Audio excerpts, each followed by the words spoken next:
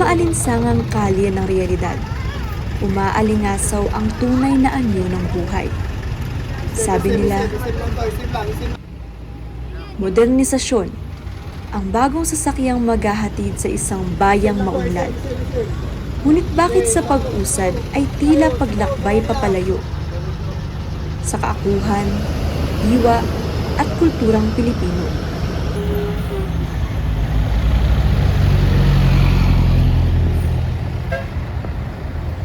Sa kalsada ng Pilipinas, makikita mo ang jeepney, hindi lang sasakyan, kundi bilang simbolo ng ordinaryong buhay ng Pilipino.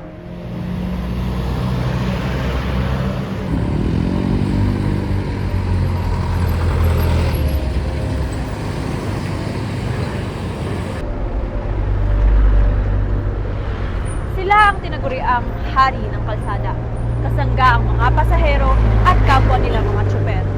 Sila rin ang tagahatid sa pangarap at pang-araw-araw na buhay ng mga Pilipino. Pero, paano kung ang minsan na tinuring na bayani ang siya namang may kailangan ng tulong ngayon? Sa kasalukuyan ay narito tayo sa paradahan ng jeep patungo ng Trangcoville. Sa banda rito ay masisilayan natin ang mga traditional jeepney. At sa dako roon naman ay ang mga modern jeep.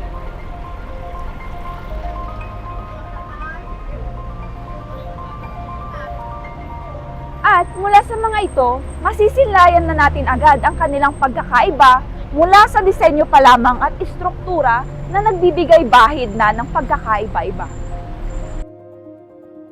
Uy! Ano bang ganap natin today? Alam mo, sa tingin ko, upang mas maunawaan natin ang pagkakaiba-iba ng traditional na jeep at sa modern na jeep, may naisip ka bang pwede natin gawin? Since parang may thrill naman siguro, what if makibahagi tayo sa karanasan nila, di ba? Bilang mga tsuper, para malaman din natin yung kwento nila pag bumabiyahe sila, di ba? At bilang mga commuter, alam ko na, paano kung mag-commute tayo? Ako sa modern jeep. Traditional jeep ako. Sige. Bye!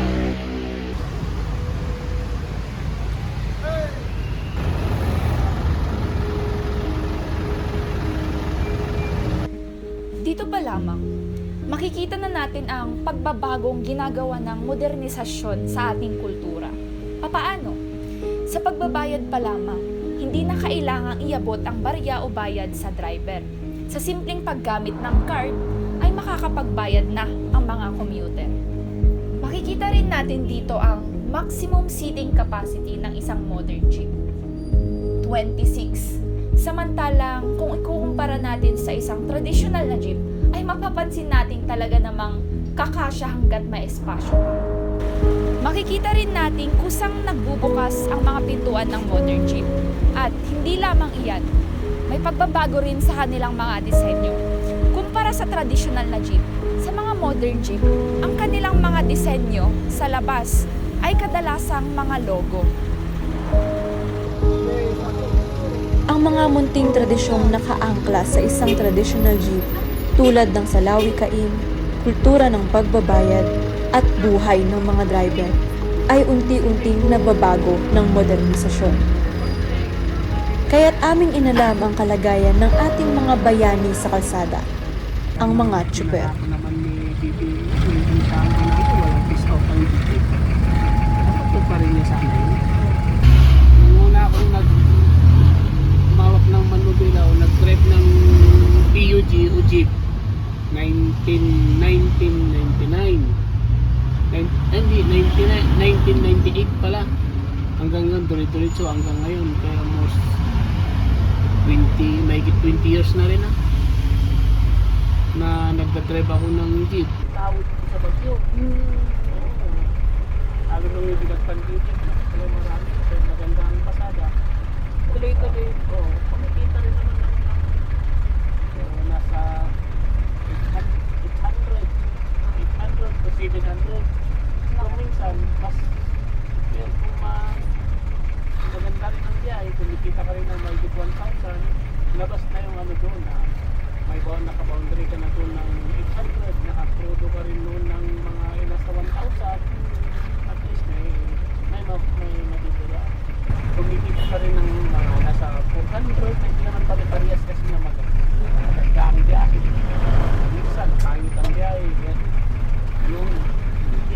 yes yun na. Parang kung sabihin ko kung minsan, kikita ka, kung minsan, hindi. Pero hindi ka naman masisino sa isang araw. Pinauwi naman po kayo. Meron din naman nasa minsan, nasa ganun din, 800 din, 600. Pero kung talagang mahina, hindi ka pababa sa 500 ang kita mo sa isang araw. Sa bawat pag-andar ng lumang jeep, naroon ang kwento ng isang bayaning puyat, ngunit may pangarap sa pamilya. Namamasada si Manong Joey mula alas 10 ng umaga hanggang alas 12 ng madaling araw. Bagamat pagod, daladala ng kanyang palad ang kapalaran ng kanyang pamilya. Bigla pong nagkaroon ng mga body. Oo. Ano po yung naging epekto nun sa inyo? Malaki ang epekto sa akin. Kawawa kami nung biglang dumating yung mga motorist, yung mga pasayero, ay nakalisaktan yun.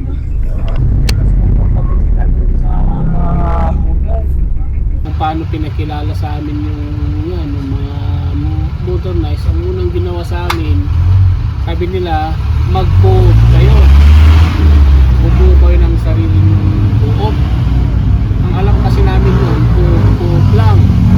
Tapos nung nagtagal, may naglabas na ng modernized na mga bus, yung CBSTC. Pero wala yun, loko-loko yung presidente nila, yung presidente nila doon, kaya na-bankrupt. Kaya hanggang ngayon na hindi sila nakabayad, nahila na, kaya hindi sila bumabiyahe yung CBSTC na yan. Tapos yung marami silang niloko sa modernized, pinagkapiraan lang yan. Tapos yung ibang co-op naman, ay ibang mga kasamahan namin dahil yung mga pasahero daw ayaw nang sakyan yung jeep noon. Yun na, tutulong sila sa, kunwari, magbibigay ng subsidy, gano'n. Pero hindi mo naman kapuntuan yun eh. Maliit lang. Pupuli ng negosyo, ng korporasyon. Hindi mapupunta sa'yo yun. Di diretso po sa kanila. Dito sa motorless, maraming yung mga nagpalit na mga yan. Mga motorless. Maraming nagsisisi. Halos lahat sila. Pagkatapos ng lockdown na yun, nagsilabas na sila ng dahil ang makakabiyahe lang daw modernized. Modernized ba? Modernized. Hanggang na inggit naman tong mga kasamahan namin na mga operator, nagpupula, naglabas-labas sila ng mga modernized jeep na to. Hanggang ngayon, pero kami naman bahala na yan, nagbabiyahe pa rin kami ng nagbabiyahe. Kung sabihin nilang tigil na, di wala tayong magagawa, talagang hinto na, kung talagang ihinto na. Kung talaga naman kung ako naman ang tatanungin talagang kung hindi rin naman ako kukuha ng modernized. Wala yan Hindi mo naman yan maiuwi. Hindi mo naman pangalan yan, pangalan naman ng korporasyon.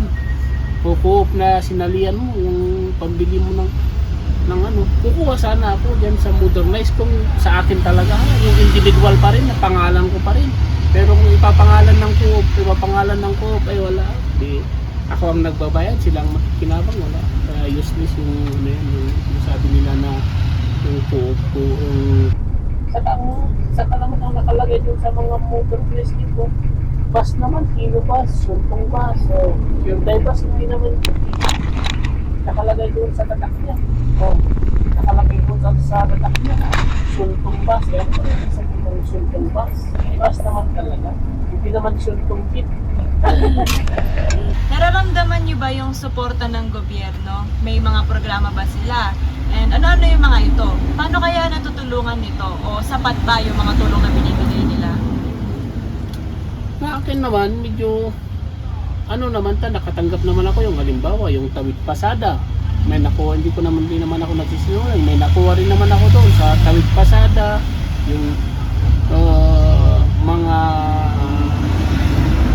nakuha ko mula nung yung Tawid pasada, saka yung ito, yung nung nagpan sila na tripling sakay sila, yung ikot-ikot na babayaran nila yung ikot namin, meron din, may nakuha ko, saka yung service contracting, meron din naman na nakuha rin ako doon na binigyan ng gobyerno. Ngayong malaking usapin ng korupsyon, pagdating sa buwis, mas marami ba kayong binabayaran ngayon kumpara noon? Kami naman, talagang legal naman kami talaga na legal naman talaga kami na magbiyahe. Halimbawa, nagbabayad naman kami ng tax eh.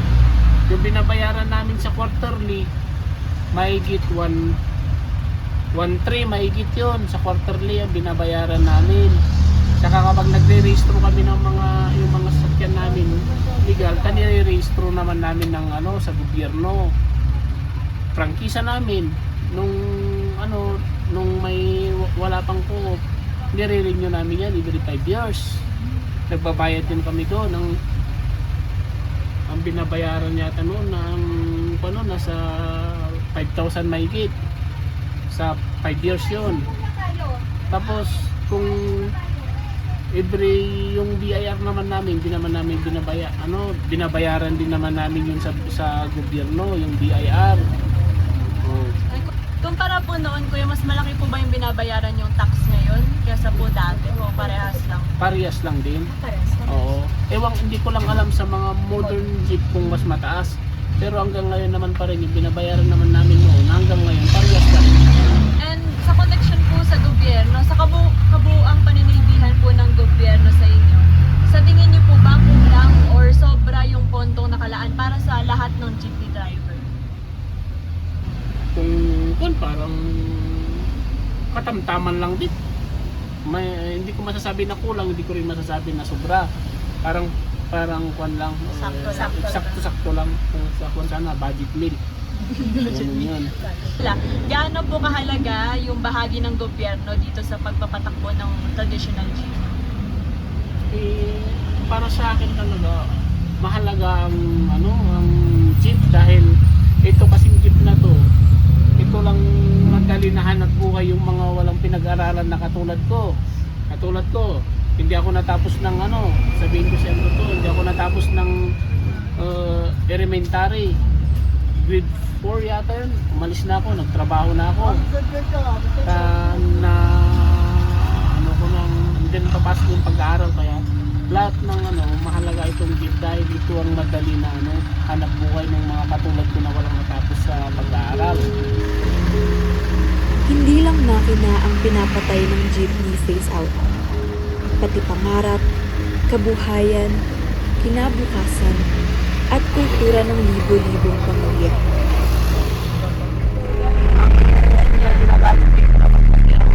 Lagi ko, puro Tagalog. Bihira lang yung Ilocano, ang Manao, pero Osque ang nagamit na rin sa nagamit talaga. Pag kuya sa pagkatakot kami sa ibang lugar, di ba mga Ilocano naman? Oo, Doon lang kayo nakakapag-Ilocano talaga. hindi, meron din pasayos na magsasalita ng Ilocano, Tagalog. So minsan, naiintindihan ko yung salita nila. So minsan, katulad yung salita natin na kankanaoy. Hindi lang, ayun ako ng salita ng kankanaoy. Yung kababayan ko, magsalita kami doon. Then talagang mahalaga yung salita na yung kankanaoy. Yung kankanaoy o yung igurot na salita, pero halos lahat naman kasi ng mga pasahero natin puro Tagalog kaya talagang nakasanayan na ginagamit Tagalog talaga. Gaano po yun, kuya, para sa inyo kahalaga kapag bumabiyahe po kayo? Gaano po kalaki po yung contribution ng wika o salita sa pakikinggan? Sa akin, mahalaga talaga ang salita natin na yung Pilipino talaga. Ang salita natin na yung talagang Naintindihan po ng lahat. naintindihan mo, nagsiguro. Yung halimbawa, halika dito. Ang tawag doon sa akin sa iyo, yung halika dito. Pamuyak, papanap. Kuya, nagkaroon na po ba ng sitwasyon hindi po kayo nagkaintindihan ng pasahero. Oo, meron. At paano niyo po sinulusyonan yun? Halimbawa, hindi ka kasi piling ikaw ang may hawak ng magbibigay kahit saan ka pupunta to. Kung hindi ka nagkaintindihan ng pasahero, ikaw talagang magpakumbaba. Dahil siyempre, ang tawag doon sa ating pasahero is always right. Kahit mali, talagang tama pa rin sila.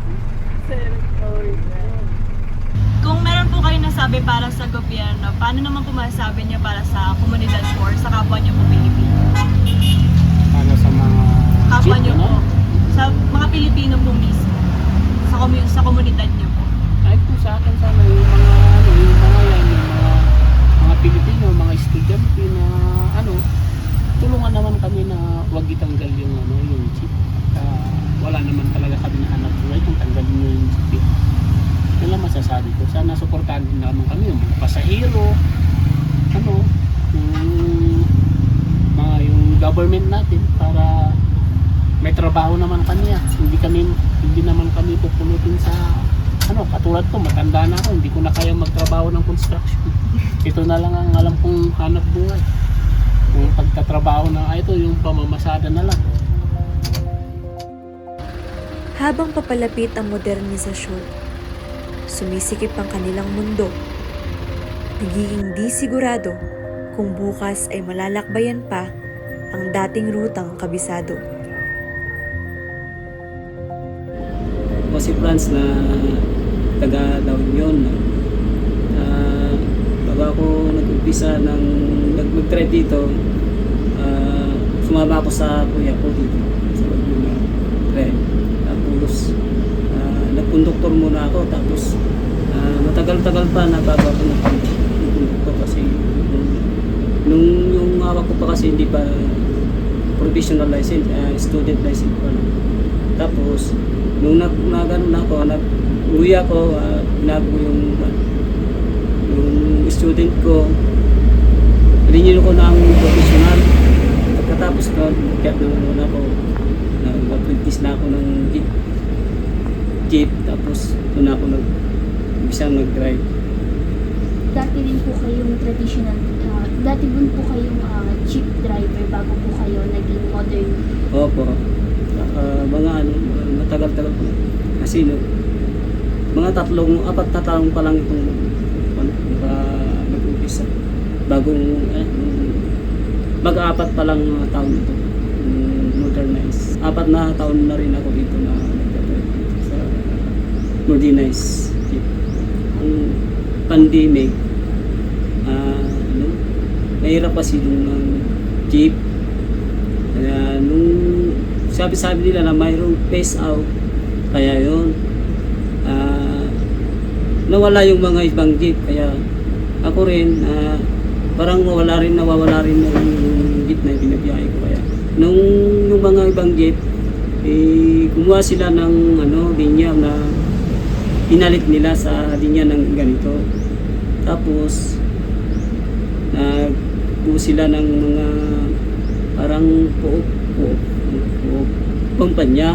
So, gaya tumawag sila na gusto namin na mag-apply, kaya mag-apply ako, kuha rin. And nung bago pa lang po itong modern sinasabi nila, paano po pinakilala sa inyo yung ganitong klase ng konsepto na from traditional jeep, ganito na po yung pag-drive ninyo? Wala naman silang sinabi, basta yung dumating na sila ganito na kunyari sa amin, lalaki nung pala, kala na yung malilit na modernized, medyo malaki. Kasi ito, 28 passenger. Alam natin, hindi namin kaya. Kasi kailangan din natin nag-trend bago kami nag-trend dyan. Kasi meron ng pakyat, may pababa, diba? Pag hindi mo kaya sa pakyatan na pakyatin ito, wala ka na, bagsak ka na. Hindi ka na pwede mag-drive. Kung ang buhay ay parang gulong, na kung minsay nasa itaas, minsay nasa ibaba, bakit para sa kanila, tila ang maginhawang buhay, pare-pareha ang tumatamasa? Isa pa nga ako nervous ako kasi parang hindi ko kaya i-drive. Pero nung pangatlong araw, pang-apat, okay na. Hindi na ako nag-nervous. Pandemya sa ngayon, mas okay po yung noon. Okay lang din naman, pero mas maganto na ngayon. Kasi nung pandemic, medyo mahirap pa rin. Diba? Kasi wala pa namang maraming taong lumabas at saka meron pa namang mga pakyat ka, pauwi, meron pa namang travel bus ginagamit, paakyat ng Bagyo, pababa ng Lanyon. Kaya, pero ngayon, mas magana. Magkaiba rin siya yung jeep, kasi yung jeep, medyo malakas-lakas rin ng kita yung jeep kaysa sa amin. Kasi yung jeep, mura lang yung hindi tulad sa amin na puta, sa kanila boundary lang, kaya medyo mas malaki yung kita yung jeep. Ganito yung pag nakumpleto mo yung puta 6.5, ibibigay mo na yun, tapos ang filter mo doon 1,000. Pag nasubran naman yung 1,000, pagkari nasubran mo ng 200, ilibit mo na doon. Yung 200 mo, yung 200 yun, may 100 ka doon. Tapos, sakay sa perito yung 100. Bali ang sweldo mo, 1,100. So, kapag may sobra po, 50-50 or? Oo, 50. Pero sa amin, kahit naka 7,000 kami, ang sweldo namin yun, 1,200 lang. Ang sweldo namin. Yung 100. Tapos, magiging 1,100 yung sa sinalala ng diesel kasi PDC na nila. Tiyamba lang naman kasi yung mas malaki ang kita namin, pero yung kita na sinasabi nila, di ba, makaka 7,000 kami. Sila mga jeep, mga 6,000, 5,500, ganun. Pero ang kita nila, mas malaki ang kita nila. Kasi kunyari, babayaran nila ang yung monthly lang nila 700 or 800. Tapos mag-diesel din sila ng 1,500. Yun lang ang binubuo nila. Yung natitira sa kanila na. Para naman kay Manong Franz, naging komportable sa kanya bilang tsuper ang jeepney modernization. Kumpara, hindi naman sa namimili ng kasi dito, medyo komportable. Aircon lang kasi sa kamagaan ni drive. Nasubukan ko rin noon na medyo maluwag-luwag na ng tapos na ng pandemic. Pero umalik din ako dito kasi dito na ako nag-stay kasi mas magaan sa mga pag-drive. Hindi naman sa tulad na ng mahirap, pero gusto ko kasi dito. Okay lang naman na kahit silduan lang kami kasi komportable lang yun. Basta importante may sildo. Kasi yung gate, pag nasiraan ka kasi wala na, kami nga nakikita. Diba? Kailangan na ayusin mo na naman, tapos biyahe ka na naman. Ito, depende kung masisira, hindi ikaw ang gagawa. Ano po yung parang sa loobin nararamdaman o mga pananaw po ninyo nung nalaman po ninyo na magkakaroon po ng jeepney modernization nung time po na gusto po nilang i-phase out yung mga jeep dati? Sang-ayon po ba kayo doon o hindi po? Yung gate na pipis out, iwan ko naman kasi depende sa kataas-taasan kasi hindi naman natin hawak ang hawak natin ng jeep. Wala tayong magagawa kung pipis out nila kasi yun ang sila ang masusunod. Presidente, pag sinabi na ng pipis out ng mga mas lumang jeep, wala silang magagawa. May nabigay din po bang support po ang LGU or gobyerno po noong mga panahon na siyempre ng pandemic na po nawalan po kayo ng sa jeep? Wala naman dito, wala pa naman dito. Yung mga jeep lang. Yung mga Pero- traditional jeep po ang binigyan po. O wala pa nung ito. Yung yung puti lang yung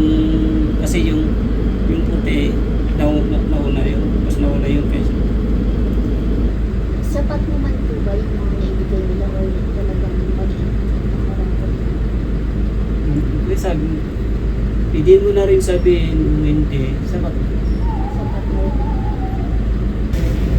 Sapat na rin, pero sa akin, wala naman kung sabihin na iba, sapat na rin. Kasi, hindi naman tayo, basta lihi ng malaki. Isip kung dapat lang, may bibigay na sa atin. Sa gampanin naman po ng wika sa transportasyon, ano yung pangunahing ginagamit po ng mga pasahero sa inyo kapag kumari, para po, ganyan, Ilocano po ba or Filipino? Ilocano. Ilocano po. Para, parehas naman Ilocano, Tagalog, para. Yung Tagalog, sabi nyo, para, yung Ilocano, parehas. Para na rin. Pero meron din tungkol. Butong din. Natamad nilang tunugin, tunugin. Kaya, para nila. Minsan, ginaganyan nila, alam ko lang. Ilocano, Tagalog. Pero yung kunyari ikaw, masera mo, salita ka ng Tagalog, pag Ilocano, Tagalog. Pero lang English kasi ilan lang naman ang English speaking. Kunyari nakasakay ka ng American, Nigeria, English talaga. Pero meron naman, marunong na rin sila magtagalog. Arabo. Kayang-kaya na rin. Tagalog. Isang nga, Ilocano pa nga. Citizenship. Yung mga iba lang, hindi. English talaga. Ano po yung gusto nyong malaman ng mga pasahero, ng gobyerno? Yung gusto nyo lang pong sabihin. Kung sakaling may gusto po kayong sabihin na tulong, ganyan, or Ay, natulong sa amin. Sa mga pasahero. Sana yung mga pasahero, huwag naman silang asaway na kasi minsan kahit puno na kami, pasok pa rin, tapos wala na silang, tapos yung mga iba nagre-reklamo na, kuya tama na kasi hindi na ako naman pinipilit na sasakay, pero sila sakay ng sakay kasi yung nangyari sa, lalo na sa umaga, punuan na talaga yon kasi tawag doon rush hour. Yun, ang masasabi lang namin sa pasahero wala naman kami, hindi naman kami nag-ano sa kanila. Sana may tindahan nila. Pero yung kunwari yun, lalo na pag may naiwan sila ng gamit nandito sa amin, lalagay namin sa mesa namin sa dashboard, tapos hindi namin kinuha cellphone man o wallet. Hindi tayo kung walang magsisipot, ibibigay namin sa office namin ng buok, tapos doon na sila pag nabangan kanila na nangyari ako may naiwan, ay wala na, nandun na po sa office kasi binigay na namin doon yung tanong. Kasi alam nila na naiwan nila dito kasi yung number at saka kahit hindi niya alam yung plate number, yung alam na yung number bag, yung bag number. Yung sa gobyerno naman, sana wala naman akong masabi kasi hindi naman sila nang papasahal sa amin. Yung buhok naman nang papasahal sa amin. Depende na lang kung ikaw construction worker. Kahit construction worker ka, hindi naman sila ang nagbibigay ng sila. Parang sa opisina ka, dapat ka hihingi ng kunting taas ng sundo. Sila ang bahala. Pero kami,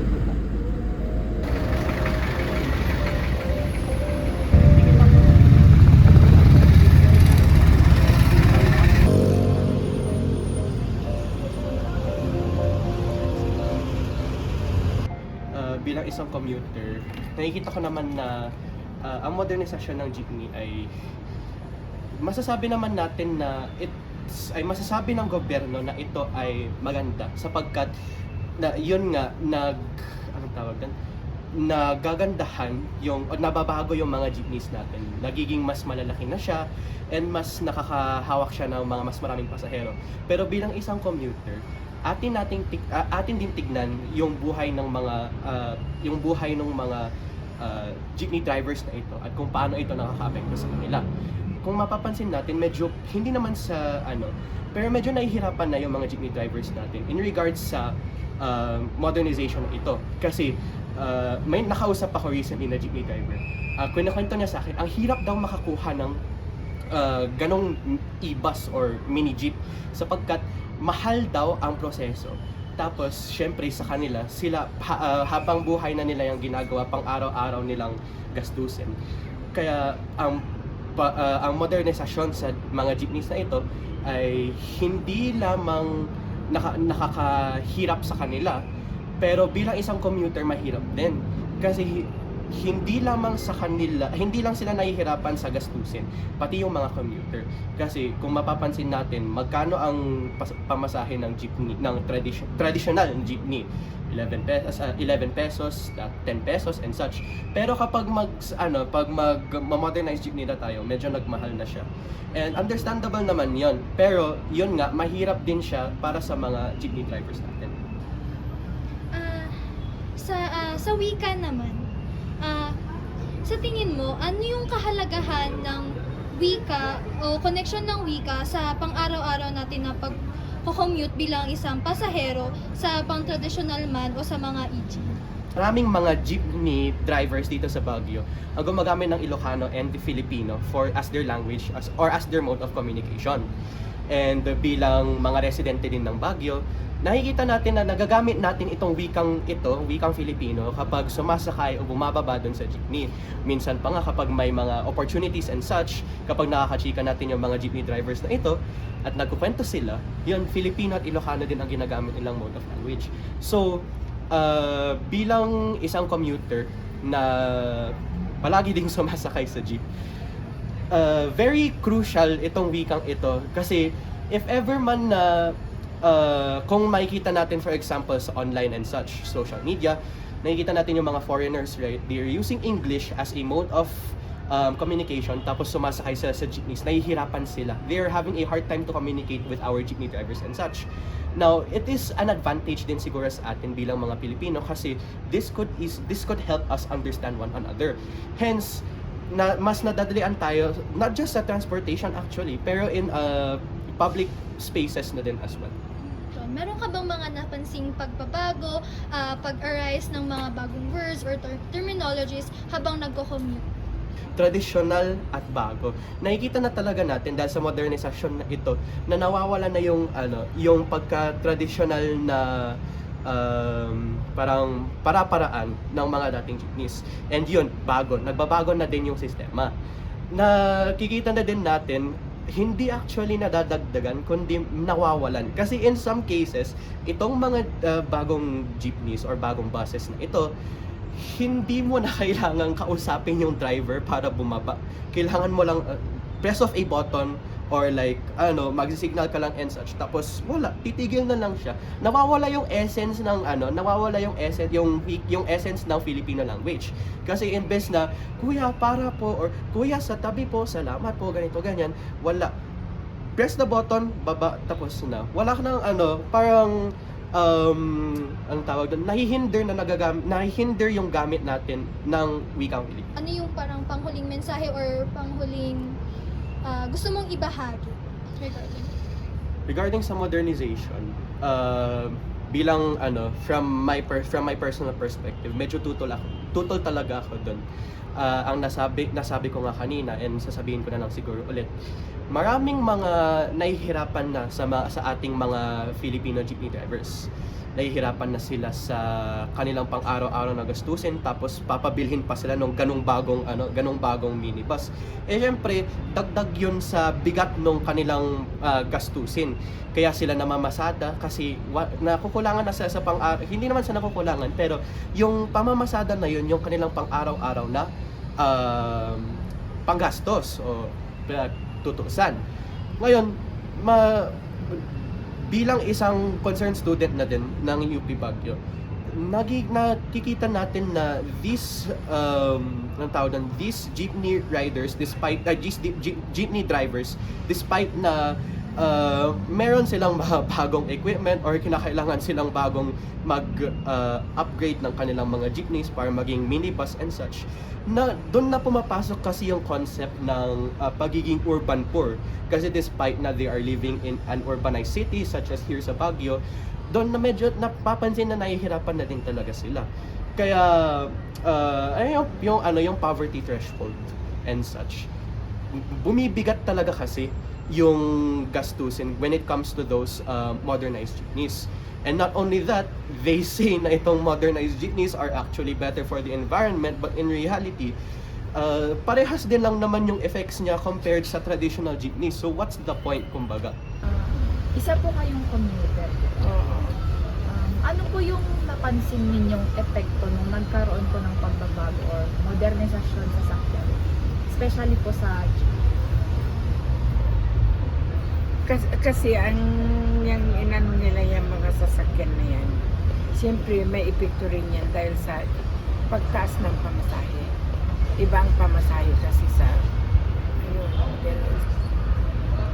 yung jeep, at least kung para sa karamihan, alam niyo naman yan, na interview nyo, maraming nagre-react na ay hindi aalisin ang mga jeep. Kasi na yan yan ang mga nagisingan na natin lahat Hindi mangyayari yan na talagang ang mga driver ayaw nila kasi ang epekto niyan na malaki, mahal. Hindi nila kaya. Tapos, isa pa, halimbawa kumuha ka nung sasakyan na yon na bago, franchise mo, hindi mo sarili. Pag kinuhan yung franchise, wala ka nang pakialam, nasa ka na, asosasyon ka na. Hawak ka na ng asosasyon. Yung sarili mong sasakyan na franchise mo, wala na sa iyo. Hawak. Siyempre, maraming ayaw kasi maraming nakikidrive pag inalis yun, wala na. Yung mga sasakyan na yun na bago, swelduhan sila. So, parang para sa inyo po, ano po yung naging perspective ninyo? Parang, ano po yung naramdaman ninyo nung nagbago po yung nagkaroon ng pagbabago sa ganun? Ay, simple naman, nagre-react din kami kasi simple yung pag nakasakay ka doon, dos ka agad ang kahit senior kami, mabigat na rin yun, yung dagdag na pamasahe. Sapo kung halimbawa, 4 na biskis ka, o kagaya ko, 2, di 4 na bisis na. O kung 2 halimbawa yon, doon sa bago, o magkano na, 2, 4, 8 pesos na. Makakabili ka ng, pag yung mga bata, makakabili na ng dagdagan na lang, makakabili na ng isang noodles. Diba? Yun parang pinagkakakitaan na din po. Yung pagbabago niyo. Pinagkakakitaan. Ang kumikita ngayon, yung mayaman. Kasi siyang may hawak na asosasyon Hawak na niya lahat yun. Lahat yung mga tumatakbong jeep dito sa atin, yung mga kumuha niyan, nasa asosasyon na. Yung sarili na yung jeep, na wala na, yung franchise niya, alam niyo yung tinatawag na franchise? Alam niyo yun? Yung franchise na sarili mo, nasa sasakyan. Wala na. Pag yung mga kumuha niyan, wala na silang franchise. Nandoon na sa association, nasa mayaman na. Ngayon, kung nag-connect ka na doon, wala na. Basta parang ang kinikita na nun, nasa kanilang asosasyon na. Sila nang yayaman. So, sa tingin niyo rin, kaya maraming ayaw na jeep na gumawa ng gano'n. So, sa tingin niyo po, gano'n naging kahalaga yung traditional na jeep? Traditional na jeep po yung hindi pa po noon nababago sa pang-araw-araw na pamumuhay. Ay, oo. Naging sobrang halaga po talaga. Kasi yun ang nagisingan mo ng sasakyan mula bata ka hanggang ngayong tumanda ako. Ganun ang sasakyan eh. Sige, Oo, bilang ngayon. huling tanong din po sa inyo, ma'am. Ano pong gusto nyong sabihin about sa modernisasyon? Wala, hindi mangyayari ang modernisasyon na yan. Yung sasabihin nila na lahat, di ba, alam nyo din yan siguro, dahil napag-aaralan nyo, di ba, ang gusto nila lahat magbabago. Hanggang sa Maynila, di ba, magkulo sa Maynila. Ang gusto nila, lahat ng jeep mawawala. At ang ilalagay, yung modernisasyon na yan. O, wala, mahirap yan. Hindi yan mangyayari, magulo ang mundo, anak. Kaya sa tingin niyo po, kung ipipilit po nila yun, ano po kayo Wala. magiging epekto? Magulo. Sa ngayon pa lang nakikita nyo, di ba? Ultimo UP, di ba? O may rally na naman tayo. Ha? Kasi talagang hindi pwede. Maraming mahirap nagkikipagtrabaho. Ang yayaman, yung mga mayayaman. O, ang naghihiga sa pera, yung mga nangurakot ng pera natin. O, ano nga eh. Ang daming kawawa, ang daming ano pa nga eh, mangyayari sa akin. Imbis na pala hindi tayo naghihirap, may maibibigay. Nasa kanila. Yan, kagaya naming senior. O, yung mga medical namin, sa mga senior pension namin, wala. Ha? Imbis na yun, hinihiling, dagdagan, mga matatanda. Yung sa mga medical namin, o anong nangyari, sasabihin, walang pundo. Ay, nai-release naman ang pundo. Anong nangyari sa amin ngayon ng mga medical namin? Yung 5,000 na binibigyan na panggamot namin na senior sa medical, 2,000 lang. Saan napunta yung 3,000? Kaya wala, magulo anak.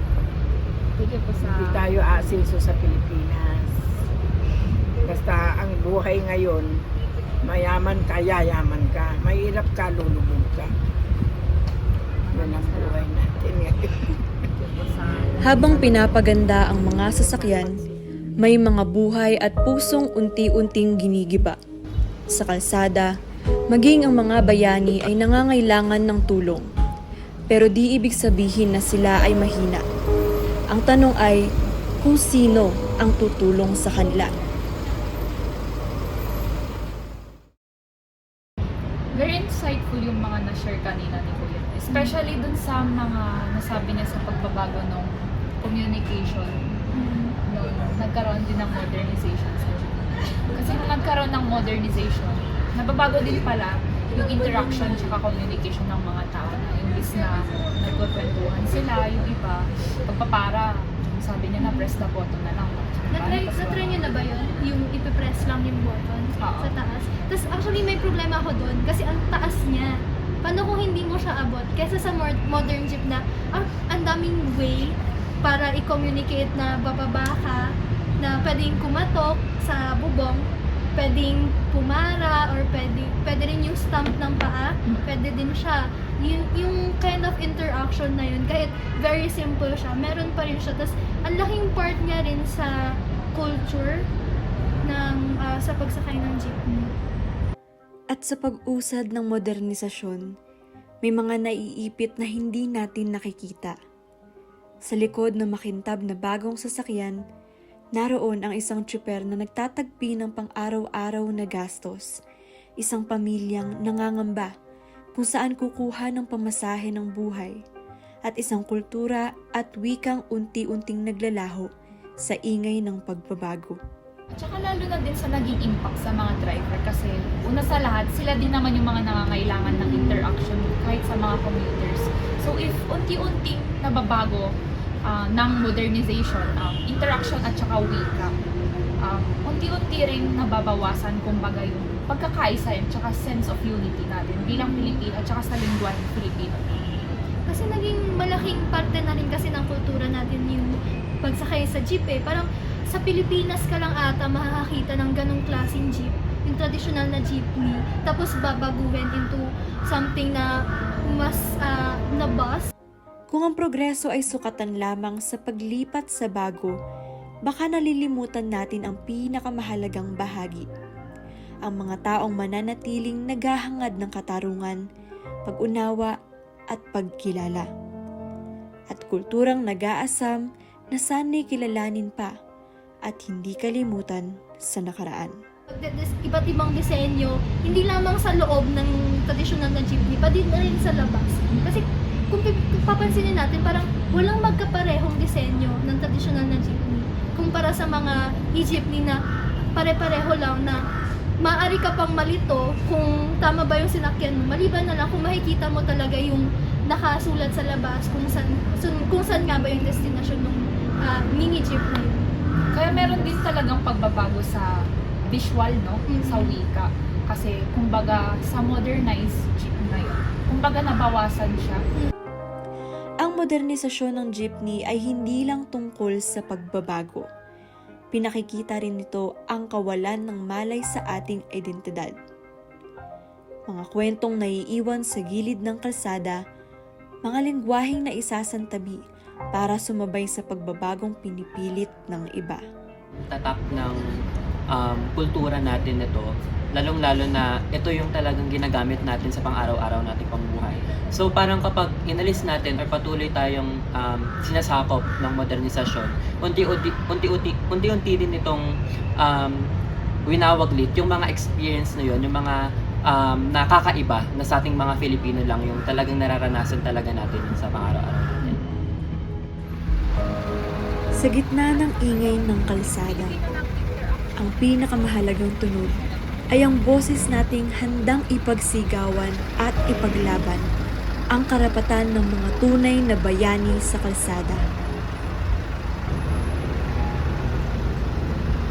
Sa paghabol natin sa modernisasyon, hindi lang ang mga tsuper ang naiiwan, hindi lang kabuhayan ang nababawasan, kundi pati na rin ang kultura at wika na ngayon ay bakas na lang ng naiwan sa nakaraan. Kaya sino nga ba ang tunay na naiwan? Ang mga jeep o ang ating sariling kultura?